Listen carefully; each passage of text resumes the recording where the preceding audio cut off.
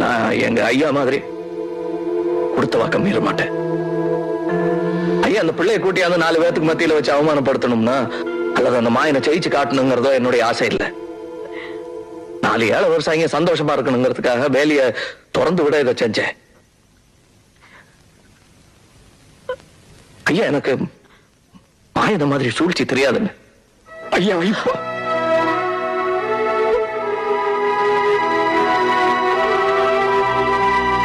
புள்ள ஆத்தா இல்லாத விட அதான் கேப்பார் இல்லாம இப்படி சீரழிச்சு விட்டாருன்னு சொன்னில்ல, அப்படி இல்ல. நான் இருக்கேன் பெரியவர் மகன். நான் கேட்கிறேன், என்னைய கல்யாணம் கட்டிக்கிற உனக்கு இஷ்டம் இருக்கா?